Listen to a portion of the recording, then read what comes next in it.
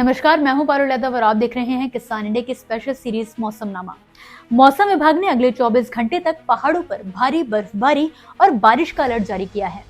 लगातार बारिश और हिमपात से घाटी समेत मैदानी इलाकों में कोल्ड वेव की स्थिति बने रहने की चेतावनी भी जारी की गई है। इधर उत्तर भारत के ज्यादातर राज्यों में अगले 48 घंटों तक बादल छाए रहने और गरज चमक के साथ बारिश और ओलावृष्टि होने के आसार हैं। ऐसे में चलिए देश के जाने माने weather expert doctor S N. Pandey से जानते हैं कि आने वाले दिनों में मौसम क्या नया रूप दिखाने वाला है। जिस तरह से एक नया WD आया हुआ था, जिसकी वजह से पूरे उत्तर भारत में बूंदाबांदी हुई, बारिश हुई, पहाड़ों पर कहीं कहीं ऊंची चोटियों पर बर्फबारी भी दर्ज की गई है और मध्य प्रदेश के कुछ इलाकों में, उत्तर प्रदेश के पश्चिमी इलाकों में कहीं कहीं बारिश और कहीं कहीं ओलावृष्टि की भी स्थितियां देखी गई हैं। तो अभी ये वेस्टर्न डिस्टरबेंस आगे पूर्वी उत्तर प्रदेश तक अपना असर दिखाएगा।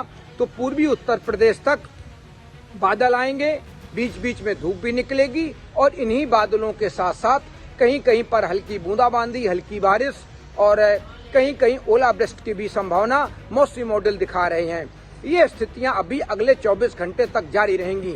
जब ये वेस्टर्न डिस्टरबेंस आगे निकल जाएगा तो इसके बाद फिर उत्तर पश्चिमी सर्द हवाएं भी जो बर्फबारी हुई है वहां से आएंगी, जिसके कारण फिर पूरे उत्तर भारत में गंगा के मैदानी भागों में तापमान गिरने की संभावना बनी रहेगी और तापमान गिरने के साथ गलन भी हो सकती है।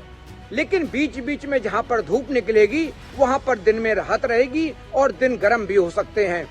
अभी लगातार tail to tail western disturbance आते जा रहे हैं, जिनका असर पहाड़ों से लेकर मैदानी भागों में देखा जा रहा है। इनकी वजह से ऊंची चोटियों पर बर्फबारी, चाहे वो हिमाचल हो, उत्तराखंड हो या जम्मू कश्मीर हो और गिलगिट पाकिस्तान, और जो हमारे चंडीगढ़, पंजाब, राजस्थान, राष्ट्रीय राजधानी क्षेत्र, सब जगह बारिश की गतिविधियां भी देखी जा रही हैं। आपको बता दें कि उत्तराखंड, हिमाचल प्रदेश और जम्मू कश्मीर में 3 से 4 फरवरी तक भारी बर्फबारी और बारिश का सिलसिला जारी रहेगा, जबकि पहाड़ियां कोहरे से पटी नजर आएंगी।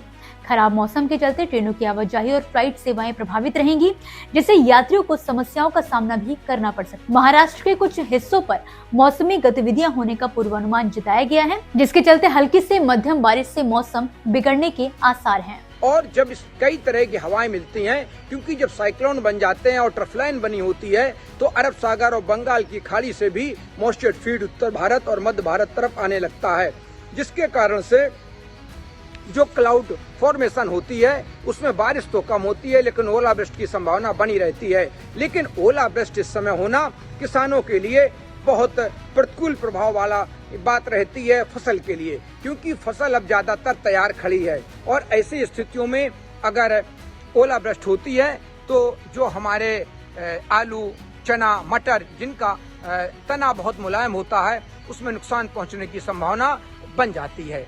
तो ये स्थितियां अभी आगे आने वाले दिनों में बनी रहेंगी, क्योंकि कई मौसमी सिस्टम ऐसे हैं जो लगातार आते जा रहे हैं और जिनके कारण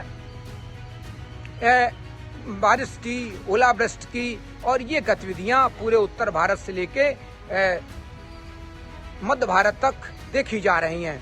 दक्षिण भारत में भी कहीं कहीं जो हमारे तटीय इलाके हैं वहां पर भी हल्की बारिश देखी जाएगी, चाहे वो केरला के तटीय हो या फिर तमिलनाडु हो, इस तरह से। लेकिन अब आगे आने वाले दिनों में गुजरात में भी तापमान गिर सकते हैं, क्योंकि जब ये बर्फबारी होती है, ताजा बर्फबारी के बाद जो उत्तर पश्चिमी हवाएं इन इलाकों में आती हैं, जहां जहां पर ये जाती हैं वहां तापमान गिराती हैं और गलन वाली स्थिति बन सकती है। लेकिन जब वेस्टर्न डिस्टरबेंस में 3-4 दिन का बीच में गैप होता है, अगर 1-2 दिन का गैप होता है तो वो फिर सर्दी मेंटेन नहीं हो पाती है और फिर तापमान बढ़ जाते हैं और तापमान बढ़ने के साथ दिन में गर्म हो जाता है। और अगर लगातार तापमान बढ़ते हैं इस समय, वो भी हमारी फसलों पर प्रतिकूल प्रभाव डालने वाले होते हैं, क्योंकि इसके बाद अगर वेस्टर्न डिस्टरबेंस नहीं आएंगे तो सूरज पूरा हमारे ऊपर चमकेगा, जिससे तापमान बढ़ेंगे। तो किसानों को अपने खेतों में नमी बनाए रखने। तो दोस्तों, इसी के साथ फिलहाल के लिए मौसमनामा में बस इतना ही। आप मुझे दीजिए इजाजत और इसी तरह मौसम से जुड़ी ताजा अपडेट्स के लिए आप देख रहे हैं किसान इंडिया। धन्यवाद। मुझे बरसात की झीनी झीनी फुहारें मिले ना मिले, हमें पावस की उमस चाहिए। जी हाँ, मैं किसान हूं, क्रांति बीज बोना चाहता हूं। मुझसे अभी सावन भादों, क्वार कार्तिक या फागुन की बातें मत करो। मैं आषाढ़ की पहली बारिश में भीगकर ठहरी हवा में उमस से आकुल व्याकुल होना चाहता हूं।